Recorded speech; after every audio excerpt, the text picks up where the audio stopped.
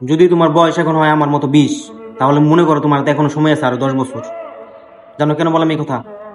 তোমার বয়স হচ্ছে এখন 20 বছর, তোমার হাতে এখনো সময় আছে আরো 10 বছর। আর তার মধ্যে যদি তুমি গরিব মিডল ক্লাস মধ্যবিত্ত ফ্যামিলি রয়ে থাকো আমার মতো, তাহলে ভালো ভাই বুঝে নিও ভাই, তোমার হাতে এখনো 10টা বছর সময় আছে, অনেক লাক্সারি টাইম এটা ভাই।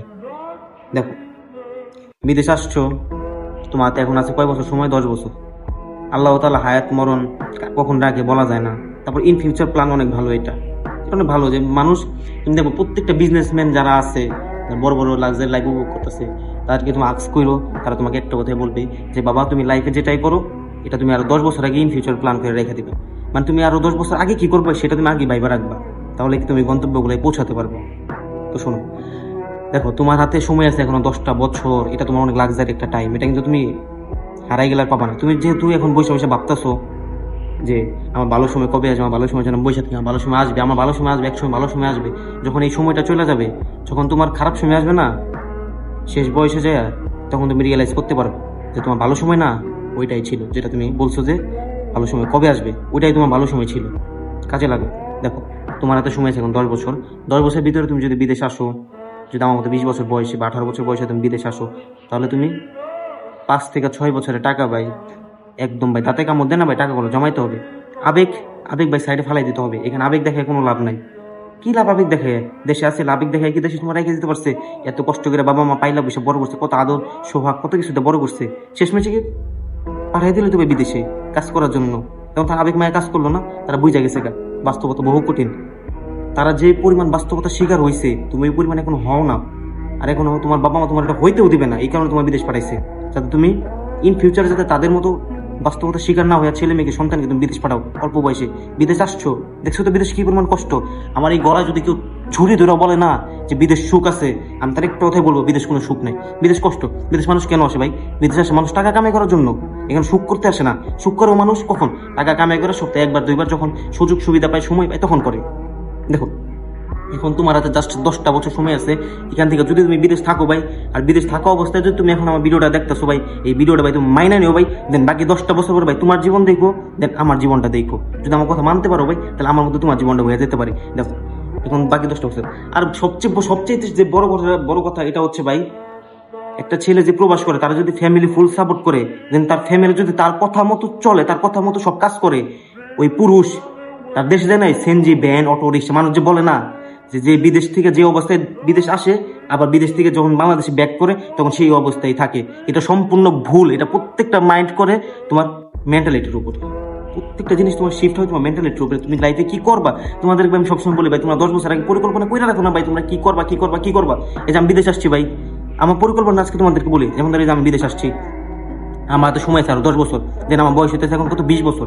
তো এখান থেকে আমি জানি না আল্লাহ তাআলা হায়াত মরণ কার কখন রাখছে, তারপরে বলি, কারণ ইন ফিউচার প্ল্যানটা অনেক গুরুত্বপূর্ণ, এটা লাইফে অনেক কাজে দেয়, অনেক কাজে দেয় এটা লাইফে। দেখো, আমার বয়স হচ্ছে এখন 20 বছর, আমার হাতে সময় আছে এখন কত? 10 বছর। আমার 30 বছরে দেখুন আমার হাতে সময় আছে 10 বছর। এই 10 বছরের ভিতরে ভাই আমার পুরা লাইফটা গুছাইতে হবে ভাই, পুরা লাইফ গুছাইতে হবে, কিন্তু এত সোজা না। 10টা বছর এত সোজা না, অনেক সময়, অনেক দিন, অনেকগুলা দিন, অনেকগুলা রাত, অনেক পরিশ্রম করতে হবে। এই যে 10টা বছর আমাদের সময় আছে, এইখানে সর্বপ্রথম কি করতে হবে আমাকে? এই 5 বছর কিংবা 6 বছর অথবা 7 বছর আমার একটা অ্যামাউন্ট করতে হবে, বেস্ট অ্যামাউন্ট, যে অ্যামাউন্টটা দিয়ে আমি দেশে একটা বিজনেস করবো। বুঝতে পারছো? তোমরা বলো ভাই আপনি শুধু বিজনেস করেন, তো শোনো ভাই, এই যে বিদেশ আসছো ভাই, লেবারি করতেছে তো, হ্যাঁ লেবার করে দেখছো, পরের জীবন তো খাইটে দেখলা কেমন লাগে, কোম্পানির কাজ করে তো দেখলা লাইফটা কেমন। যদি ভাই তুমি এখনো সকাল 9টা বা 4টার সময় ঘুম থেকে ওইটা তুমি ডিউটিতে যাও, দেন তুমি 12টা 1টার পরে বা 2টা পর 4টা 10 ঘন্টা 12 ঘন্টা 16 ঘন্টা ডিউটি করে বাড়িতে আসো, তুমি এখনো লেবার।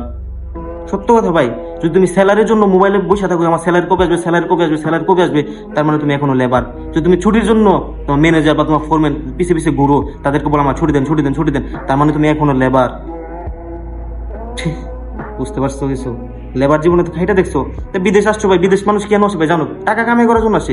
বাংলাদেশ মানুষ টাকা পয়সাতে সাহায্য করে না, এই কারণে মানুষ বিদেশ আসে, যাতে সে নিজের টাকা দিয়ে নিজের জীবনের গল্প নিজে লিখতে পারে। সো ভাই, বাকি 10 বছরের ভিতরে ভাই তোমার জীবনটা গুছাইতে হবে, দেন পাশাপাশি আমার জীবনটা গুছাইতে হবে। তো কি করতে হবে ভাই? করণীয় কি? তোমার ফ্যামিলি সাপোর্ট লাগবে, ফ্যামিলিকে বুঝাও যে তোমরা আমার হুকুম ছাড়া কিছু করো না, কারণ এগুলো আমার রক্ত পানি করা টাকা, তোমরা প্রত্যেকটা টাকা আমার হিসাব দিবা। দেন তুমি এবার ফ্যামিলিকে ভাই, ফ্যামিলি হচ্ছে তাই কি হয়েছে ভাই, তাই কি ভাই সবার কাছ থেকে হিসাব নিবা? আমি যদি ভাই একটা টাকাও দিই না ভাই, একটা টাকার আমি হিসাব নেই, প্রয়োজন আছে ভাই, প্রয়োজন আছে, হিসাব জিনিসটা না অনেক প্রয়োজন লাইফের না ভাই, হিসাব জিনিস প্রয়োজন। তুমি স্যাক্রিফাইস করে দাও ভাই, তাহলে সারা জীবন কিন্তু ভাই স্যাক্রিফাইসই করতে হবে। হিসাব নিবা ভাই, যেমন হোক বউ বাবা মা সবার কাছ থেকে, ভাই বাদার যারা আছে ভাই কারো ছাড় দিবা না, সবার কাছ থেকে টাকা পয়সা হিসাব নিবা। হ্যাঁ টাকা কি করছো, কইটা কই লাগাইছো, কি করছো, প্রত্যেকটা হিসাব তুমি দিলে নিবা। তাদের মনের ভিতরে ভয় থাকবে যেন আমার কাছে এসে হিসাব চাবে, আর হিসাব না দিতে পারলে গন্ডগোল বাইসা যাবে। তো বুঝতে পারছো ভাই, তো ফ্যামিলির সাথে ভালো সম্পর্ক রাখবা, ফ্যামিলির হাতের মুঠোয় রাখবা, ফ্যামিলিটা তোমার হাতের ইশারায় নাচে এরকম রাখবা, তাহলে কি ভাই তুমি তোমার প্ল্যান মতো সবকিছু করতে পারবা। দেন ফ্যামিলি জানো কেমন, এরা ভাই বুঝবে না, এরা বুঝবে কি তুমি টাকা পয়সা নষ্ট করবে, এরা দিবা ওরা দিবা ওরা দিবা। তোমার মাইন্ডে যেটা তুমি ইন ফিউচারটা প্ল্যান রেখেছো, তুমি বিজনেস করে খাবা, তুমি একটা বিজনেস করবা ভাই। দেখো ভাই বিজনেসের জীবনটা হচ্ছে ভাই রাজার জীবন ভাই, ওইখানে মনে করো ভাই তুমি কারো কাছে ছুটি চাইতে হবে না। দেন তুমি তোমার ইচ্ছা মতো, আজকে যদি তোমার বিজনেস বেশি হয় তুমি দৌড়তে যাই তুমি একটা গাড়ি কিনা ফেলাতে পারবা, 10 বার চিন্তা করতে পারবা। যে চাকরি করে তার একটা গাড়ি কিনতে গেলে 10 বার চিন্তা করতে হয়, না এই গাড়িটা কিনলে কি কয় টাকা খরচ হবে, কিনলে কি হবে, তেল ভরবো কিভাবে বলবো কি। তো যে বিজনেস করবে তার কোনো কিছু কিনতে না, সে কখনো ভাবে না লাগবে আচ্ছা আমার বিজনেসে ভালো একটা ফলাফল আসুক, ভালো একটা প্রফিট আসুক, আমি গাড়ি নিয়ে ভালো একটা, এরকম করে ভাই। বিজনেসের জীবন হচ্ছে ভাই রাজার জীবন। তুমি প্রত্যেকটা সরকারি চাকরিজীবীদেরকে যে জিগাও গা ভাই বিজনেস জীবন ভালো নাকি সরকারি চাকরি জীবন ভালো, তারা বলবে যে সরকারি চাকরি জীবন হচ্ছে একটা চামচা জীবন, আর বিজনেস লাইফ এটা হচ্ছে একটা রাজার লাইফ, মানে স্বাধীন লাইফ। তুমি একদম টাকা পয়সা গাড়ি বাড়ি সবই থাকবে, কিন্তু তুমি একদম স্বাধীন, তোমাকে পেরা দেওয়ার মতো কেউ থাকবে, তোমার হুকুম দেওয়ার মতো কেউ থাকবে না। কেউ চায় না সকাল 6টা বাজে ঘুম থেকে ডিউটিতে চাইতে, কেউ চায় না কারো কাছে ছুটির জন্য পিছিয়ে পিছিয়ে ঘুরতে, কেউ চায় না যে তার সেই মোবাইল নিয়ে বসে থাকুক, তার স্যালারি আসবে স্যালারি আসবে স্যালারি আসবে, এগুলা কেউই দেখতে চায় না। বিদেশে আসছো ভাই 5-7 বছর কষ্ট করো, টাকা জমাও, দেন বাকি 3 বছর দেশে আবার বিজনেস করো, কষ্ট করো ভাই। বিজনেস একদিন খারাপ হবে না ভাই, 3 বছর 4 বছর সময় লাগবে বিজনেস খারাপ হইতে। এমন দিন যাবে তোমার ব্যবসায় তুমি কোনো লাভই খুঁজে পাবা না, একটা সময় আসবো ভাই ব্যবসায় লাভ আর লাভ আর লাভ।